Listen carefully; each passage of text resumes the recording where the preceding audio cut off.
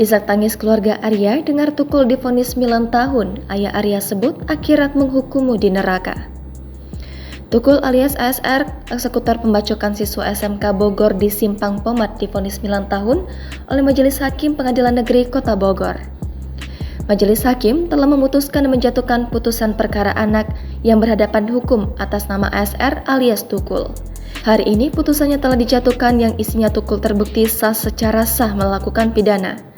Majelis Hakim menjatuhkan hukuman pidana penjara selama 9 tahun, kata Humas PN Kota Bogor Daniel Mario kepada tribunnews.bogor.com. Vonis 9 tahun itu tak dapat diterima oleh keluarga almarhum Arya Saputra.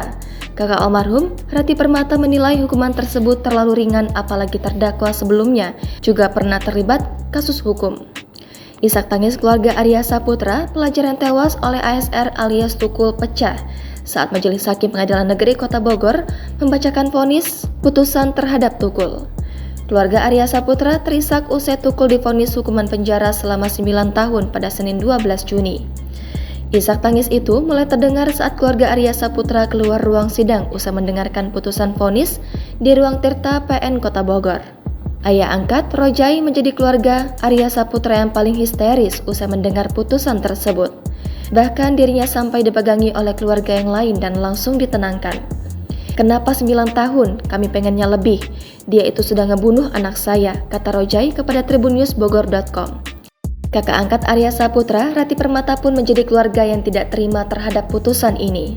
"Seharusnya putusan hukuman penjara ini lebih dari 9 tahun. Saya jujur aja tidak puas banget terhadap putusan ini. Ya Allah, kenapa 9 tahun?" kata Rati kepada tribunnews.bogor.com. Rati pun akan terus berupaya agar hukuman yang diterima Tukul bisa lebih dari yang diputuskan oleh Majelis Hakim.